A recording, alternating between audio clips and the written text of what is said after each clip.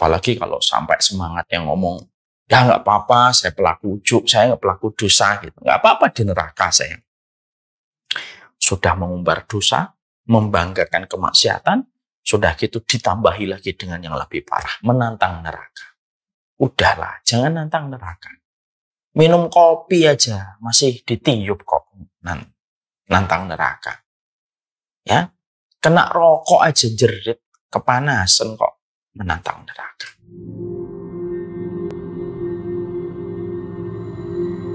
Para ulama hari ini mengatakan ada yang lebih parah lagi.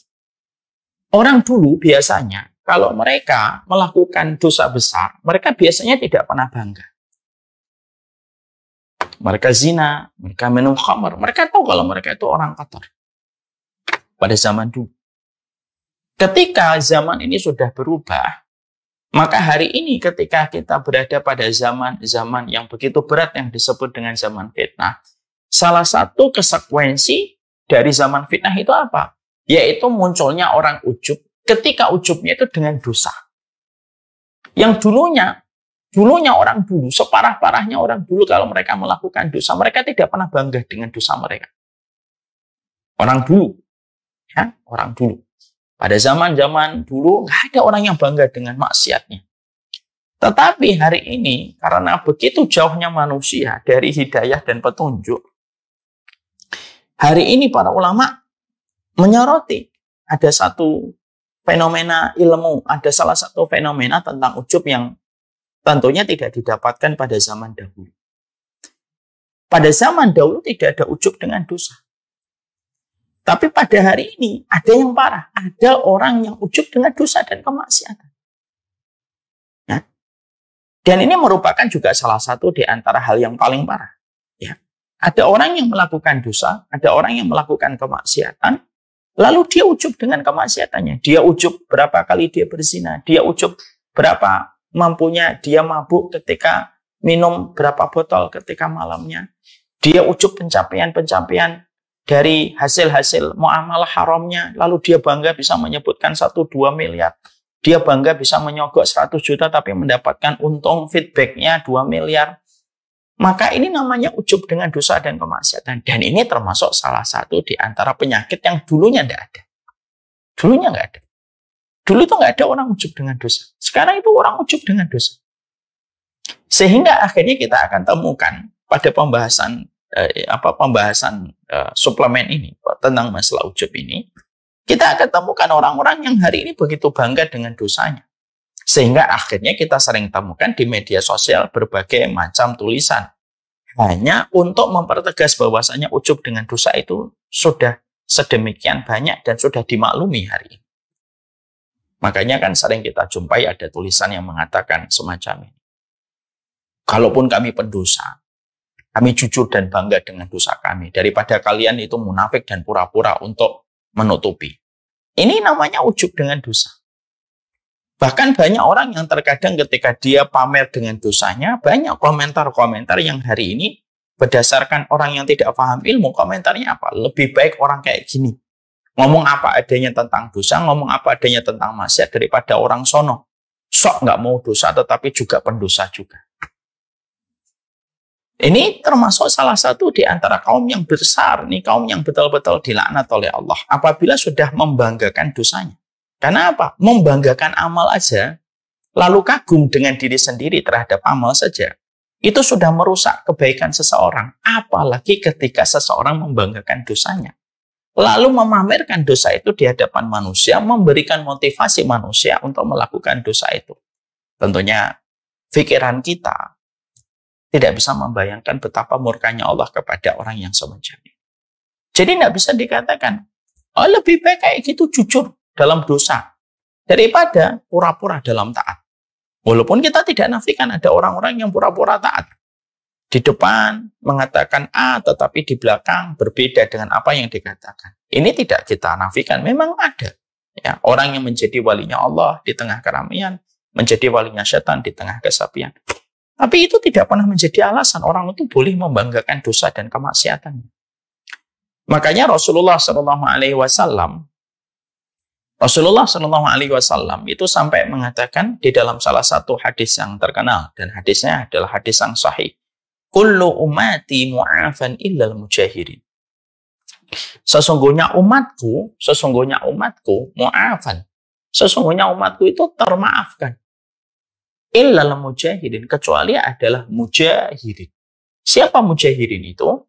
Mujahirin itu adalah orang yang mereka melakukan dosa, yang dosa itu ditutupi oleh Allah dengan satarnya, lalu justru dia membuka dosa itu, membuka kemaksiatan yang dia lakukan, lalu memperlihatkan dosa dan kemaksiatan itu kepada banyak orang.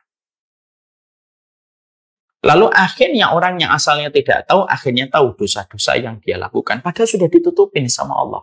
Ini termasuk mujahirin. Makanya dalam konteks ini, maaf, kalau ada orang yang sudah bertobat, tidak usah cerita bagaimana dosanya dulu. Ada wanita, laki-laki, pernah melakukan sesuatu sebelum menikah. Kalau sudah menikah, tidak usah cerita apa yang dilakukan di masa lalu. Dan kita sebagai istri dan sebagai suami tidak usah penasaran apa yang kamu lakukan di masa lalu. Kenapa? Kalau memang kamu tidak tahu, itu berarti dia sedang ditutupi oleh Allah dosanya. Dan kamu jangan berani-berani untuk menyobek tirai yang Allah tutupkan kepada seorang hamba. Ya. Maka ini yang namanya ditutupin. Maka orang kalau sudah melakukan dosa, lalu dia bertobat, sudah tidak perlu menceritakan apa yang pernah terjadi pada kehidupan di masa lalu. Maka di sini kita mengambil sebuah faedah ilmu. Kalaulah kita melakukan dosa, ditutup sama Allah, lalu membuka kembali dosa itu, lalu kita membuka kembali dosa itu, lalu kita bisa berpotensi disebut mujahirin yang sulit akan dimaafkan oleh Allah kalau kita sudah membuka dosa kita. Apalagi orang yang bangga dengan dosa, lalu ujub kepada dirinya terhadap dosa dan kemaksiatan yang telah dilakukan. Itu betul-betul mengerikan bagaimana dia dipandang.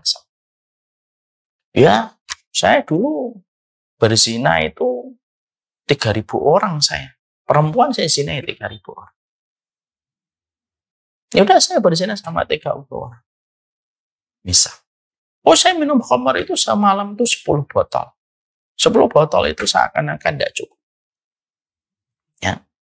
Maka hal semacam itu termasuk salah satu ujub terhadap dosa. Dan itu besar sekali. Di mana penyakit ujub terhadap dosa itu sebuah perkara yang sejatinya dulu tidak dikenal oleh para ulama. Dan hari ini karena begitu parahnya fitrah, manusia sudah rusak. Akhirnya orang pun menjadi ujub. Akhirnya orang pun menjadi ujub terhadap dosa dan kemaksiatan. Maka ini tolong. Kalaupun kita pendosa, jangan pernah ridho terhadap dosa kita. Kalaupun kita adalah pendosa, jangan pernah kita membuka dosa apapun yang telah ditutup oleh Allah. Dan kalaupun kita pendosa, kita semua pendosa, jangan pernah membanggakan dosa kita ya, kepada siapa. Mengatakan, saya dulu nih player.